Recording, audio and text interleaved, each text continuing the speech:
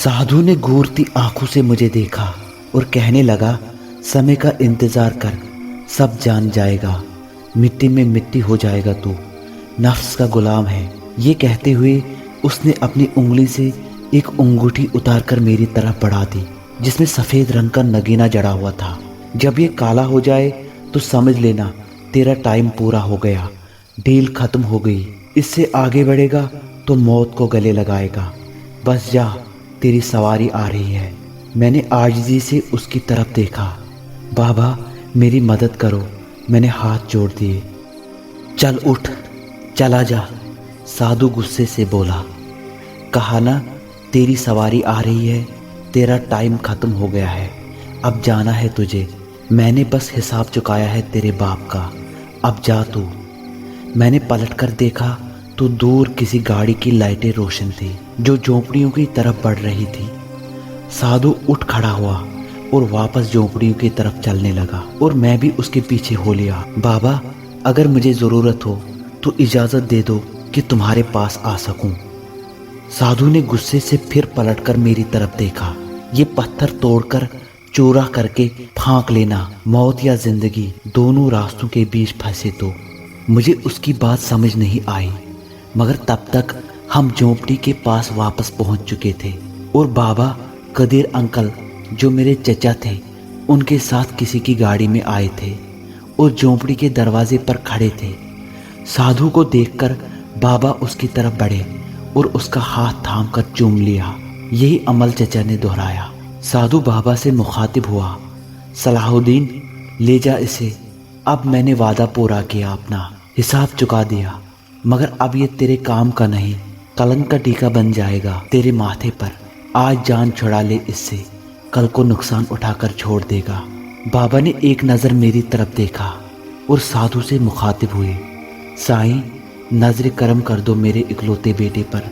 साधु गरजदार आवाज़ में चिल्लाया, नहीं सलाहुद्दीन, बस अब चला जा, तेरा बेटा गुनाहों की पोट है, नफ्स का गुलाम है, तू इसका बोझ नहीं संभाल पाएगा और ये किसी के रोकने से नहीं रुकेगा। जो खुद आग में कूदना चाहे तो उसे कब तक बचाएगा। जा, चला जा, समय का इंतजार कर। ये कहकर साधु झोंपड़ी में दाखिल हुआ और दरवाज़ा बंद कर लिया। बाबा ने परेशानी से पहले कदीर अंकल की तरफ देखा, फिर मेरी तरफ देखा। इसके बाद गाड़ी में बैठने का इशारा किया। मैं पीछे बैठ गया और बाबा कदीर अंकल के बराबर सीट पर बैठ गए। जब गाड़ी काफ़ी लंबा फासला तय करके बाकायदा रास्ते पर आई तब तक सूरज निकल चुका था। एक तवील सफ़र करके हम वापस घर पहुँचे तो मैं बाथरूम में घुस गया और उस चोले से जान छुड़वाई और नहा धोकर जीन्स शर्ट पहनकर बाहर आ गया।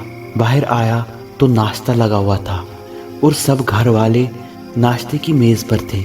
मैंने चाहा कि बाबा से पूछूं, मगर बाबा ने आंखों के इशारे से बहनों के सामने बात करने से मना कर दिया। मैंने चुप करके नाश्ता किया और कमरे में चला आया और लाइट बंद करके बेड पर लेट गया और सोने की कोशिश करने लगा, मगर बार बार साधु बाबा की कही बातें और गुजरी रात के वाक़ात आंखों के पर्दे पर आते रहे। साथ ही उस दोशीज़ा का ख्याल जहन पर छाया रहा जिसके हुस्न का मैं असीर हो चुका था। ये सब सोचते और जागते आंखों से ख्वाब देखते पता ही नहीं चला कब नींद की आगोश में चला गया। जाने कितनी देर गुजरी थी कि उसी मानूस खुशबू ने मुझे जगा दिया। मेरी आंखें खुली तो कमरे में अंधेरा था, मगर वो खुशबू कमरे में फैली हुई थी। आज मेरे दिल में डर खौफ नहीं था, बल्कि मैं मुंतज़िर था उस हुस्न के पैकर का जलवा देखने का। मैं उस खुशबू को अपनी सांसों में बसा रहा था कि मुझे बोझ महसूस हुआ। वो खुशबू की मलिका आ चुकी थी, मगर नज़रों से ओझल थी, सिर्फ उसका लम्स महसूस हो रहा था। इसी लम्हे मेरे सीने से बोझ हट गया और खनखनाती हुई हंसी मेरी सिमात में रस घोलने लगी। मुझे अपने कान के पास उस दोशीज़ा की गर्म सांसें महसूस हुई और सरगोशी में उसने कहा, इमरान 3 दिन से मुझसे दूर थी, अब आते ही सब्र का दामन छोड़ दिया, मैं रात में आऊँगी। दोशीज़ा की आवाज़ अपनी बात मुकम्मल करके खामोश हो गई, मगर उसकी सांसों की सनसनाहट मुझे अपने कान और गाल पर महसूस हो रही थी। میں اپنی مرضی سے دور نہیں تھا. مجھے بتاؤ تم کون ہو, کہاں سے آئی ہو؟ میں نے اپنا چہرہ اندازے سے اس دوشیزہ کے چہرے سے ملانے کی کوشش کی, مگر ایک بار پھر ناکامی ہوئی. اب وہ آواز دوسری طرف کان میں رس گھولنے لگی. جان جاؤ گے سب کچھ, رات تک انتظار کرو اور میں جانتی ہوں کس نے مجھ سے دور کیا تھا تمہیں. دیکھ لوں گی اس کو میں. سنو, اپنا چہرہ تو دکھاؤ, میں دیکھنے کو بےتاب ہوں تمہیں. میں نے پھر سے کوشش کی اس قتالہ کو رام کرنے کی. نہیں, میرا جاب پورا کیے بنا مجھے دن میں دیکھنے پر قادر نہیں ہو سکتے تم. رات کا انتظار کرو. اگر تم مجھے اپنانا چاہتے ہو تو میں راستہ بتاؤں گی, مگر یاد رکھنا ایک بار قدم آگے بڑھایا تو واپسی کا کوئی راستہ نہیں ہوگا. حسینہ کی سرگوشی مجھے کان کے پاس محسوس ہوئی. اس کے ساتھ ہی مجھے محسوس ہوا کہ وہ جا چکی ہے, کیونکہ نہ مجھے اس کی سانسوں کی سرسراہٹ محسوس ہو رہی تھی اور کمرے میں بکھری خوشبو بھی ایک دم سے کم ہو گئی تھی. میں نے اسے آوازیں دی مگر بے سود. کوئی جواب نہیں ملا. الٹا آوازیں سن کر والدہ کمرے میں آ گئی. کس کو آواز دے رہے تھے بیٹا؟ والدہ نے کہا. کسی کو نہیں امی جان. ابو کہاں ہے؟ میں نے سوال کیا. ابو تو تمہارے باہر گئے ہیں, مگر تمہاری وجہ سے ہم سب پریشان ہیں. کیا ہوا ہے تمہیں؟ کیا چیز نظر آتی ہے تمہیں؟ امی نے پریشان ہو کر میرے پاس بیڈ پر بیٹھتے ہوئے پوچھا.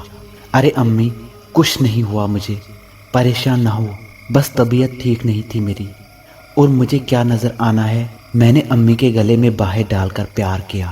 امی نے ماتھے پر پیار کرتے ہوئے بولا, اس دن تم بے ہوش تھے. تمہارے ابو نے پہلے پڑوسی ڈاکٹر کو بلوایا, پھر ہسپتال لے کر گئے. ہر طرح کی دوائیں ڈراپس میں ڈال کر دی, مگر کسی کی سمجھ میں نہیں آ رہا تھا کیا ہوا ہے. آخر میں تمہارے ابو تمہیں لے کر سائیں کے پاس گئے. وہاں تم ٹھیک ہو کر آئے ہو. جی امی, وہ سائی کون تھے؟ مجھے تو بہت عجیب لگا. اور ابو کا اس سے کیا تعلق ہے؟ میں نے امی سے سوال کیا. یہ بہت پرانی بات ہے. جب تم پیدا بھی نہیں ہوئے تھے وہ محلے میں آتا تھا, کسی سے نہ کچھ مانگتا تھا نہ کچھ لیتا تھا. بس ہمارے گھر کے سامنے والا پیڑ اس کا ٹھکانہ تھا. سارا دن اس کے نیچے بیٹھا رہتا تھا, رات کو چلا جاتا تھا. اٹھ کر امی نے تفصیل بتائی. مگر امی, اس کا ابو کے ساتھ تعلق؟ میں نے پھر سوال کیا. کوئی تعلق نہیں. ایک دن وہ آیا تو اچھا خاصا زخمی تھا. کسی گاڑی والے نے اسے ٹکر ماری تھی. تمہارے ابو اس کے پاس گئے, اسے ہسپتال لے جانا چاہا, مگر اس نے انکار کر دیا.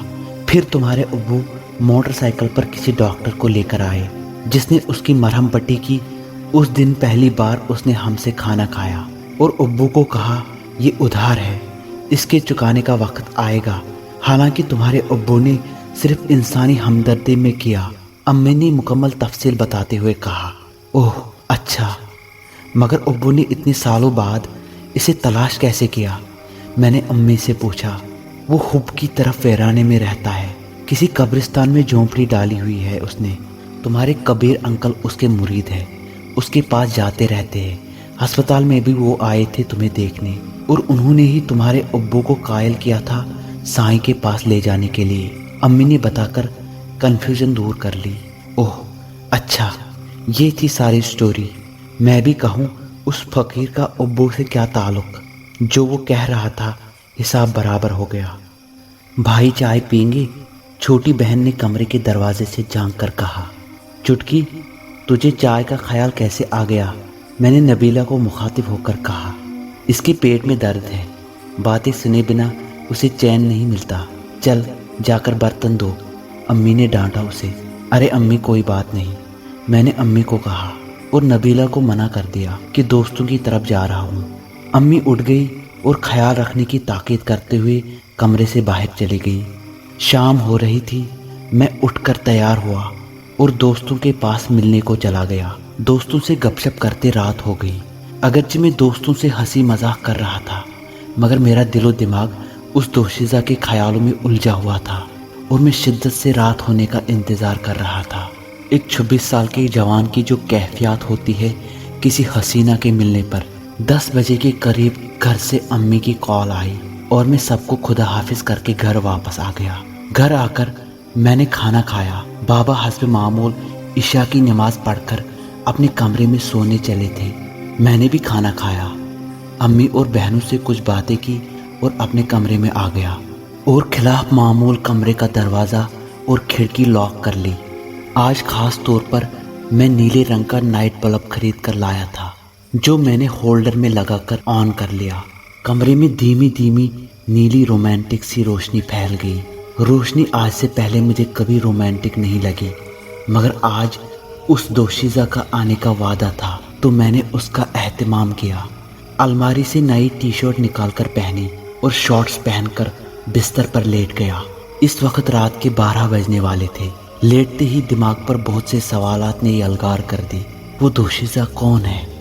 میرے پاس کیوں آتی ہے؟ کیا اس کا اس دن قبرستان جانے سے کوئی تعلق ہے؟ اسے مجھ سے کیا کام ہے؟ کون سا جاب کرنے کو کہہ رہی تھی وہ مجھے؟ اور اس جیسے بے شمار سوالات میرے ذہن میں چلتے رہے۔ آخری بار میں نے رات کے 3 بجے وال کلاک پر نظر ڈالی تھی، مجھے یہ یاد ہے۔ اس کے بعد انتظار کرتے کرتے خود سے الجھتے کب نیند کی آغوش میں گیا پتہ نہیں چلا، مگر حسب معمول تیز حواس پر سوار ہو جانے والی خوشبو سے میری آنکھ کھلی۔ مگر آج میرے سینے پر جسم پر کوئی بوجھ نہیں تھا، مگر خوشبو کا کمرے میں موجود ہونا اس حسینہ کی نشانی تھی۔ ایک دم سے میرے سارے حواس بیدار ہو گئے۔ میں اٹھ کر بیٹھ گیا اور میں نے دھیرے سے آواز دی، کہاں ہو تم اے حسین و پیکر؟ میرے پاس آؤ، میرے سامنے آؤ۔ اس کے جواب میں مجھے اپنے کانوں کے پاس اس کی ہنسی سنائی دی۔ چند لمحوں بعد میں نے اپنے بیڈ کے دائیں طرف اسے نمودار ہوتے دیکھا۔ وہ اسی نیلی ریشمی لباس میں تھی، مگر بال آج سمیٹی ہوئی تھی۔ اس نے کسی ملکہ کی طرح بالوں میں تاج سجایا ہوا تھا اور میری آنکھوں میں دیکھ رہی تھی۔ اسے دیکھ کر میرے دل کی دھڑکنیں تیز ہو گئی، مگر آج اس کے چہرے پر سنجیدگی تھی جو اس کے حسن میں اور اضافہ کر رہی تھی۔ عمران، میں چاہتی ہوں پہلے تم سب کچھ جان لو، اس کے بعد آگے چلنے کا فیصلہ کرو۔ یہ کہتے ہوئے اس دوشیزہ نے اپنا ہاتھ میری طرف بڑھا دیا، جسے میں نے تھام لیا۔ نرم ملائم ریشم کا احساس میرے اندر میں سما گیا۔ میں اس کا ہاتھ تھام کر بیڈ سے اٹھ کھڑا ہوا اور آج میں نے دیکھا کہ میرا جسم لطیف میرے بدن سے باہر نکلا ہے۔ ایک اور حیرت انگیز احساس جو مجھے ہوا جب تک میں اپنے جسم میں موجود تھا، اس دوشیزہ کے ہاتھ کا لمس مختلف تھا، نرم ملائم سا، جیسے کوئی ریشم تھاما ہو، مگر جب میں اپنے جسم سے باہر آیا تو جیسے میں نے ہوا کو تھاما ہو۔ احساس تو تھا کسی چیز کو پکڑنے کا، مگر جیسے ہوا ہو۔ حسب معمول میری آنکھوں کے سامنے سارے پردے سمٹ گئے اور مجھے دیواروں کے آر پار نظر آنا شروع ہو گیا۔ یہ میری زندگی کا انتہائی حیرت انگیز تجربہ تھا۔ ابھی میں اسے محسوس ہی کر رہا تھا کہ وہ دوشیزہ میرا ہاتھ تھامے ہوا میں بلند ہو گئی اور میرا جسم لطیف پرواز کرنے لگا، مگر جسم کہاں تھا؟ وہ تو بستر پر تھا۔ یہ تو کوئی اور ہی چیز تھی، کوئی اور ہی کیفیت، مگر ان سب باتوں کو سوچنے کا موقع نہیں ملا۔ وہ خوشبو کی ملکہ میرے جسم کے ساتھ ہوا میں پرواز کر گئی۔ آسمان پر پرواز کرتے فاصلے تیزی سے سمٹ رہے تھے اور مجھے نیچے سوائے اندھیرے کے کچھ نظر نہیں آ رہا تھا۔ اچانک میں نے خود کو ایک انوکھی جگہ پر پایا۔ میری چاروں طرف اتنی تیز سفید پھیلی ہوئی روشنی تھی کہ اس کے آر پار مجھے کچھ نظر نہیں آ رہا تھا۔ اس روشنی کے درمیان میں ایک عالیشان تخت پڑا ہوا تھا جس پر سرخ رنگ کے مخملی تکیے لگے تھے۔ میں نے اتنا حسین تخت کبھی نہیں دیکھا تھا۔ دوشیزہ مجھے لے کر تخت کی طرف بڑھی اور تکیے سے ٹیک لگا کر بیٹھ گئی اور مجھے اپنے پہلو میں بٹھا لیا۔ پہلو میں بٹھا کر میں نے اس دوشیزہ کے جسم کے گرد اپنا بازو حائل کر کے اسے اپنے ساتھ لپٹانے کی کوشش کی تو وہ میرے اور نزدیک آ گئی، مگر بازو جسم کے گرد حائل کرنا اور ساتھ لپٹانا یہ مادی جسم کے ساتھ ممکن ہے۔ جسم لطیف یا روح کے لیے یہ ایسا ہی ہے جیسے آپ نے ہوا کو تھام لیا ہو یا روئی جیسے بادلوں کے گولے کو جسے ٹھنڈ کی لپٹیں نکل رہی ہو۔ یہ میری زندگی کا بہت انوکھا اور عجیب و غریب تجربہ تھا۔ مجھے بے تاب دیکھ کر وہ دوشیزہ مسکرانے لگی اور کہنے لگی، इमरान, तुम्हारे लिए ये सब कुछ बहुत अनोखा है। आगे और बहुत कुछ ऐसा होगा जो तुमने ना कभी सोचा होगा और ना ही कभी सुना होगा। तुम्हारा नाम क्या है? कौन हो तुम? ये सब क्या है? ये मेरी रूह है जो जिस्म से बाहर है। अगर रूह निकल जाए तो जिस्म तो मुर्दा हो जाता है। मेरे साथ ऐसा क्यों नहीं हुआ? प्लीज़ मुझे बताओ, मुझे कुछ समझ नहीं आ रहा। सब कुछ बताओ मुझे। सोच सोच कर मेरा सर फटने लगा है। मैंने बेचारगी से उसे देखते हुए कहा, इमरान, मैं जानती हूँ तुम मेरी कुर्बत के लिए बेचैन हो, मगर तुम मुझे उस वक्त तक हासिल नहीं कर सकते जब तक मेरा जाप मुकम्मल नहीं कर लेते। एक बार तुम चिल्ला पूरा कर लो, फिर मैं हर तरह से तुम्हारी दस्तरस में होंगी। मैंने लेटे लेटे बाजू उसके ऊपर रखा, मगर वो बाजू रखना ना रखने के बराबर था। मैं इस आंख मचोली से उलझ गया। मेरे सवालों का जवाब दो प्लीज, मैंने बेचारगी से कहा। हाँ इमरान, मैं इसीलिए तुम्हें यहाँ लाई हूँ। मेरा नाम अरीना है। मेरे वालिदैन का ताल्लुक रियासत शाह की लाश से है। तुम ये तो जान गए होंगे हम इंसानों में से नहीं हैं। दुनिया में बहुत सी ऐसी मखलूक़ात मौजूद हैं जिनकी अपनी अलग दुनिया है। उस दोशीज़ा की खूबसूरत आवाज़ मेरी सिमातों में रस घोल रही थी। क्या तुम जिन्नों में से हो? मुझसे रहा नहीं गया, मैंने सवाल कर दिया। नहीं, हम कौमी जिन्नात से नहीं है। हमारी जाति अलग है और दुनिया में सिर्फ शाह की लाश रियासत में हमारी जाति के लोग पाए जाते हैं। ये रियासत शुमाली पहाड़ी इलाकों के दरमियान एक जगह आबाद है जो आम इंसानों की नज़रों से ओझल है।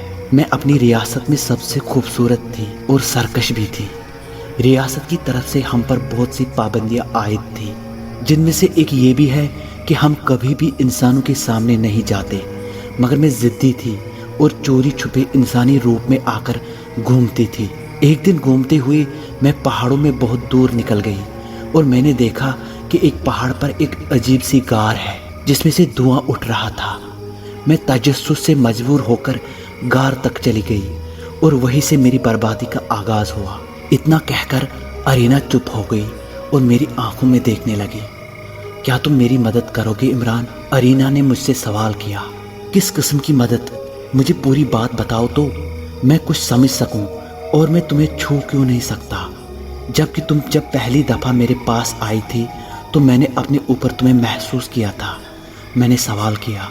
जब मैं गैर मुरई हालत में हूँ, यानी नज़रों से ओझल, तो तुम मुझे महसूस कर सकते हो, मगर जैसे ही मैं अपनी असली शक्ल में आ जाती हूँ तो जिस्मानी शक्ति खो देती हूँ। अब मेरा किस्सा आगे सुनो।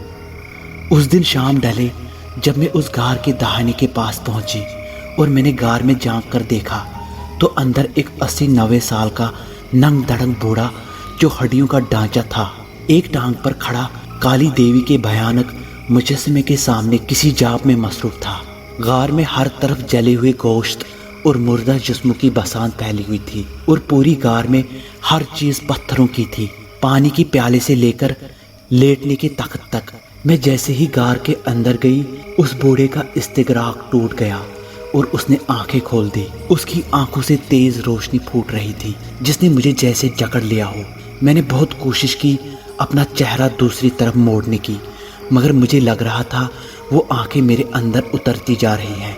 मैंने अपनी शक्तियों का इस्तेमाल किया और वहाँ से हटने में कामयाब हो गई और गार से भागती हुई नीचे आ गई। मगर वो बूढ़ा जोगी मेरे लिए पीर तस्मा पा साबित हुआ। उसने मुझे देख लिया था और महाशक्तिमान था। उसने अपनी पूरी जिंदगी उन गारों और वीरानों की खाक छांटते हुए पूजा पाठ और चिल्लों में गुजारी थी। मैं वहाँ से वापस अपनी रियासत में आ गई, मगर उस बूढ़े की आंखों के सहर से नहीं निकल पाई। मुझे महसूस होता था वो आंखें मुझे अपने पास बुला रही है। कई दिन तक मैं रियासत के हुदूद से बाहर नहीं निकली। 1 महीना हो गया था। आखिरकार आहिस्ता आहिस्ता मैं उस वाक़े को भूल गई। वो शायद 40वां दिन था उस वाक़े के बाद का जो मेरी बर्बादी का बाइस बना। मैं अपनी सहेली के साथ पहाड़ों में घूम रही थी। मुझे पता ही नहीं चला कब हम रियासत की हुदूद से बाहर निकल गए और वही मेरी ज़िंदगी की सबसे बड़ी गलती थी, क्योंकि रियासत की हुदूद में किसी बड़े से बड़े आमिल का कोई जादू काम नहीं करता। तुम बोर तो नहीं हुई इमरान मेरी दास्तान से? अरीना ने लाड से अचानक पूछा। मैं जो तसव्वुर में उन पहाड़ों पर पहुंचा हुआ था और दिलचस्पी से उसकी कहानी सुन रहा था, अचानक हड़बड़ा उठा। नहीं नहीं, बिल्कुल नहीं, मैं सुन रहा हूँ अरीना, तुम्हारी गुलाब की पंखड़ियों जैसे लबों से निकलती हुई झरनों की तरह मुतरन्नम आवाज सुनकर कौन काफिर बोर होगा। तुम बात पूरी करो अपनी। मैंने प्यार भरी निगाहों से उसे देखते हुए कहा। उसने मोहब्बत पाश नजरों से मेरी तरफ देखते हुए दोबारा बोलना शुरू किया। मैं और मेरी सहेली उस वक्त गैर मुरई थे। जैसे ही हमने अपनी रियासत की हदूद से बाहर कदम रखा, मेरा वजूद जैसे हवा में उड़ने लगा। मैंने खुद को रोकने की बेहद कोशिश की, अपनी शक्तियों का इस्तेमाल करना चाहा, मगर सब कुछ चंद लम्हों में हो गया। मैं होशो हवास से बेगाना हो गई थी। जब मेरी आंख खुली तो मैं उस गार में काली देवी के मुजस्समे के कदमों में लेटी हुई थी और मेरे जिस्म पर कपड़े की एक धज्जी भी नहीं थी। मैंने खुद को समेट कर उठने की कोशिश की, मगर मेरा जिस्म बेहस व हरकत था। सिर्फ आंखें हरकत कर सकती थी। मैंने नजरें घुमा कर देखा तो वो मकरू सूरत बूढ़ा मेरी तरफ देखकर मुस्कुरा रहा था।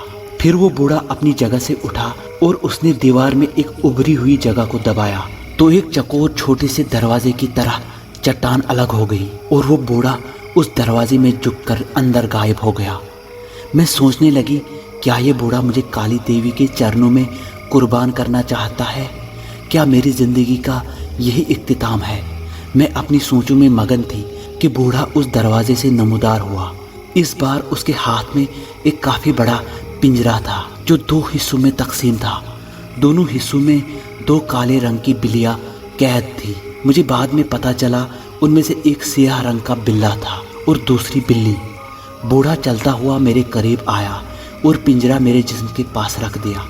उसके बाद उसने ताक से पत्थर की छुरी उठाई और एक बिल्ली, जो कि असल में बिल्ला था, जो बुरी तरह आवाजें निकाल रहा था और बेचैन था, उसे गर्दन से पकड़कर बाहर निकाल लिया। उसके बाद वो बूढ़ा चलता हुआ मेरे सर के पास आकर खड़ा हो गया और आंखें बंद करके कुछ पढ़ने लगा।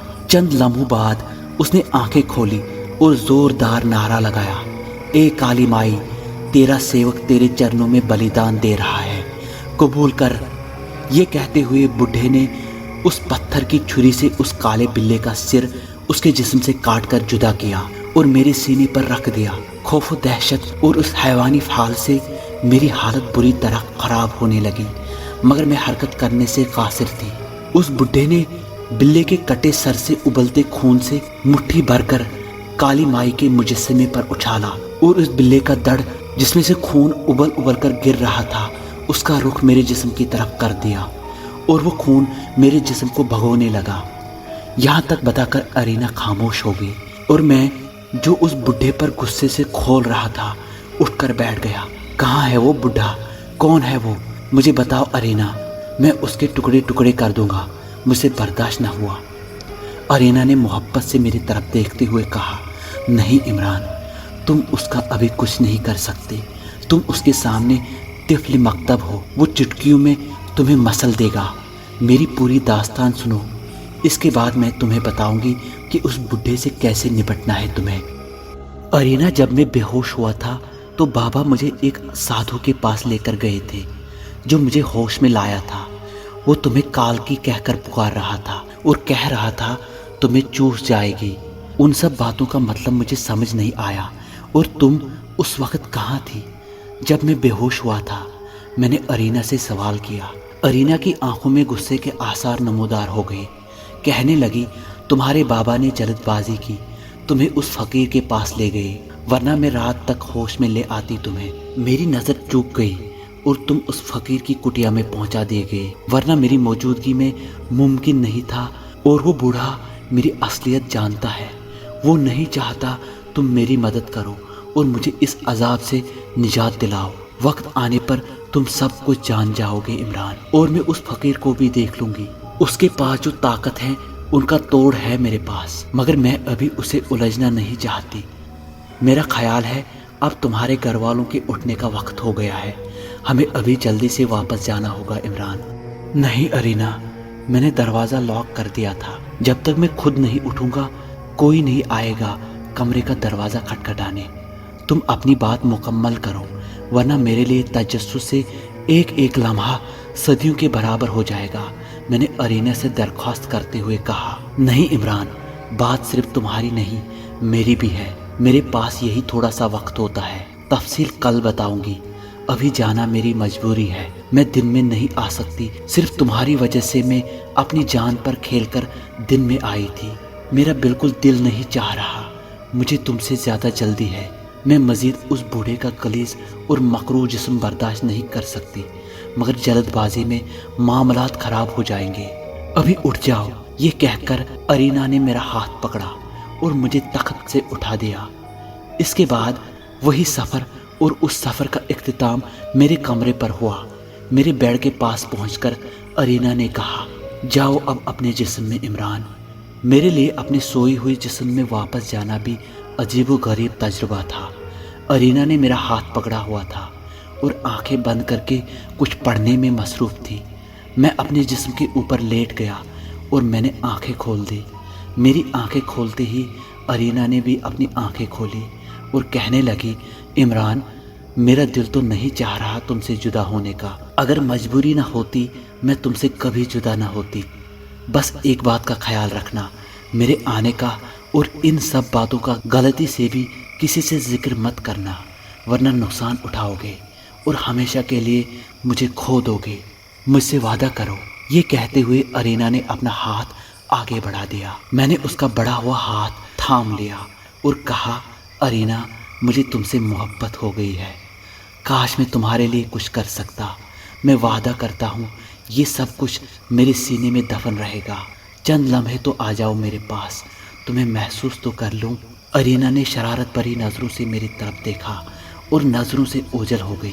अगले ही लम्हे मैंने अपने माथे पर उसके याकूती लबों का लम्स महसूस किया। मैंने अरीना का हाथ थामा हुआ था, जिसे मैंने होंठों के पास ले जाकर चूम लिया। शुक्रिया मेरी जान, मुझे बहुत मोहब्बत हो गई है तुमसे। मुझे अपने कानों के पास अरीना की सरगोशी सुनाई दी। मुझे भी तुमसे बहुत मोहब्बत है इमरान। इसके बाद उसका हाथ मेरे हाथ की गिरफ्त से आज़ाद हुआ और वो चली गई। कमरे में उसके वजूद की खुशबू धीमी धीमी बढ़ गई। अरीना के चले जाने के बाद बहुत देर तक मैं लेटा रहा। वो हुस्न व रनाई की शाहकार मुझसे इजहार मोहब्बत कर गई।